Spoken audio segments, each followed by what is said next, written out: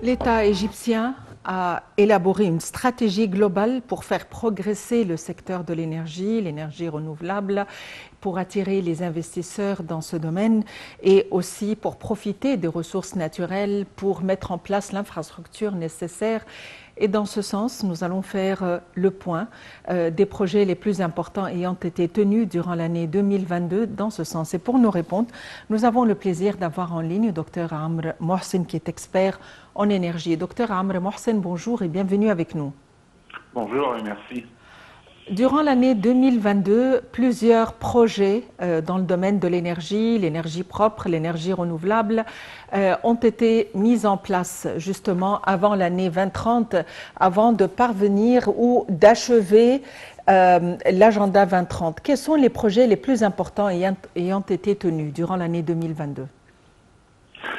On a vu que la préparation de la cité de Sharm el-Sheikh pour accueillir la COP27 a été vraiment quelque chose de remarquable parce que beaucoup de projets de remplacer l'énergie fossile à les énergies vertes ont été réalisés en préparant à la COP27. Et c'est quelque chose de très positif et c'est quelque chose qui a commencé déjà même dans d'autres villes en Égypte. Par exemple, on a vu que le ministre de l'Environnement cet été a annoncé que la ville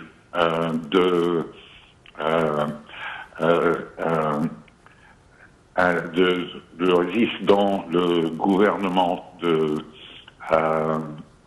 Farafra a été annoncée comme la première ville verte en Égypte. Donc il y a des progrès et des projets réalisés sur Terre pour la transition d'utilisation de carburants fossiles aux carburants aux énergies vertes.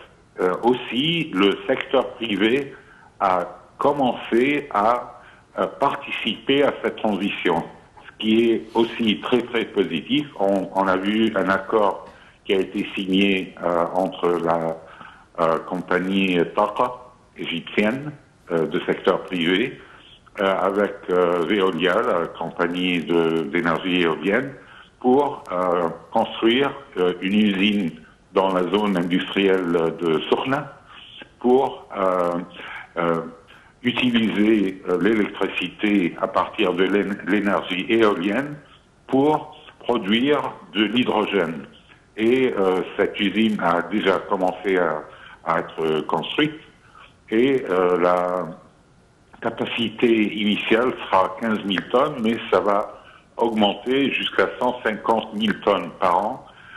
Et une partie de l'hydrogène vert sera utilisée en Égypte, sera consommée en Égypte, mais la plus grande partie sera exportée vers l'Europe. Donc on voit que le secteur privé a commencé à jouer un rôle important, ce qui est vraiment quelque chose de très, très positif. Mm-hmm. Nous avons un agenda 2030 et nous avons déjà entrepris des démarches pour parvenir aux objectifs de cet agenda. Quels sont les objectifs principaux de cet agenda? On a déjà, le gouvernement égyptien a déjà placé une transition de la participation des énergies propres dans le secteur de production de l'électricité. C'est-à-dire que maintenant, on vise à atteindre un pourcentage de 42% de notre électricité ici en Égypte à partir des énergies renouvelables et propres.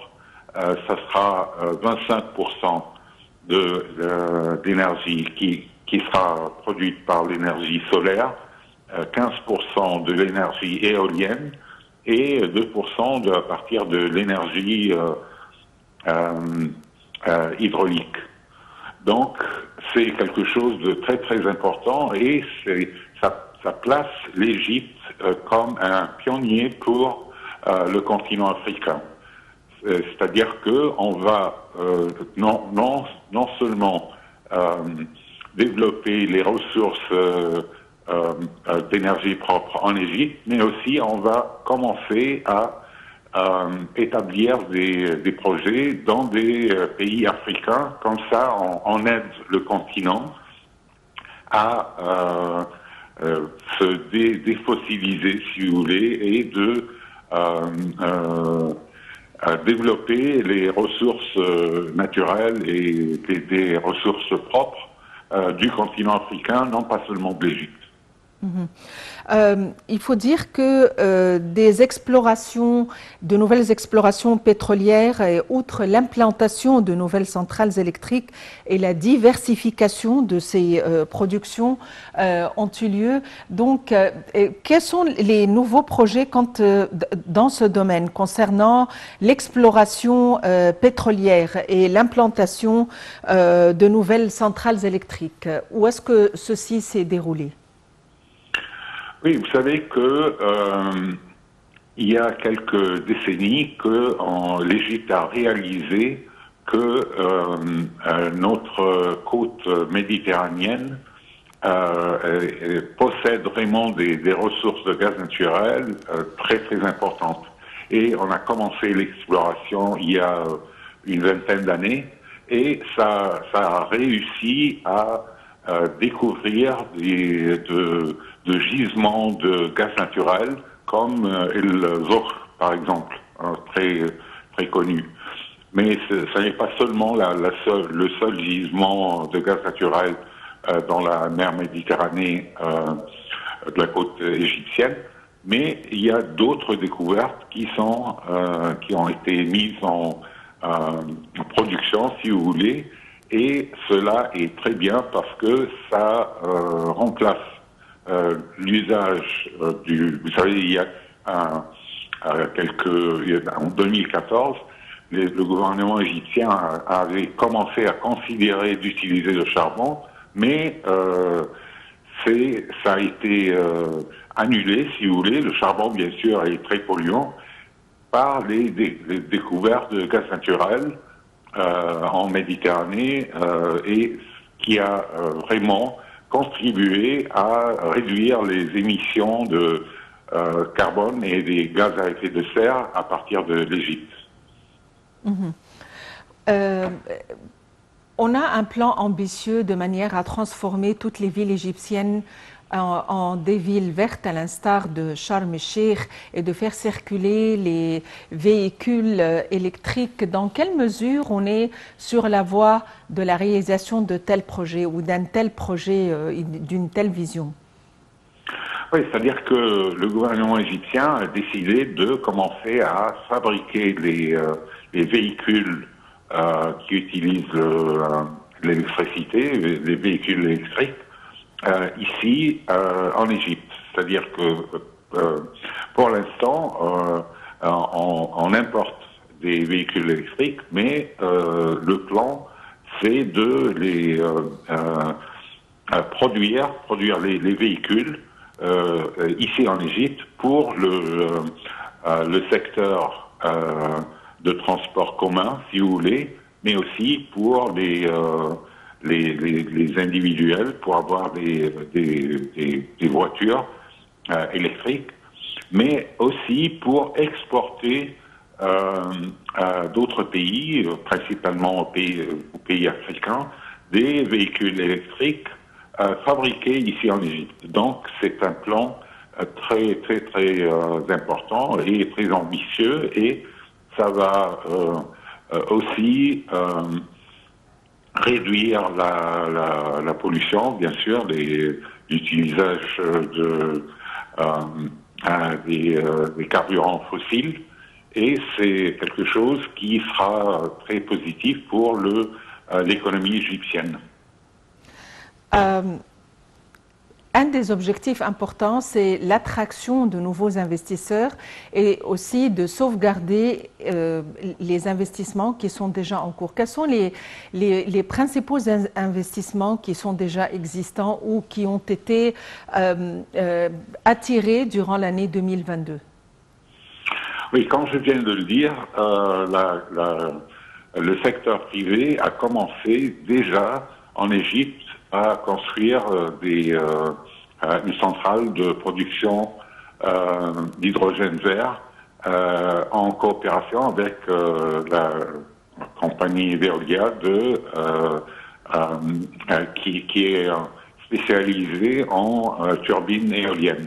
Donc, c'est cette coopération entre le secteur privé et des multinationales des énergies renouvelables a déjà démarré et ça va s'avancer. Il y aura plus d'accords et de construction de centrales, et, comme je viens de le dire, pour fournir de l'hydrogène vert pour l'économie égyptienne, mais aussi pour l'exportation vers l'Europe. On a des projets ambitieux maintenant élargis au niveau interfrontalier. Quels sont les principaux projets que nous avons tenus avec l'Afrique en matière de liaison électrique et autres? Le réseau d'électricité égyptien est déjà lié à la Libye et à la Jordanie et la Syrie et le Liban. Donc, il y a plusieurs décennies qu'on exporte l'électricité vers surtout la Jordanie et on a déjà commencé à lier notre réseau électrique égyptien avec le réseau de l'Arabie Saoudite et ça va démarrer peut-être en 2023.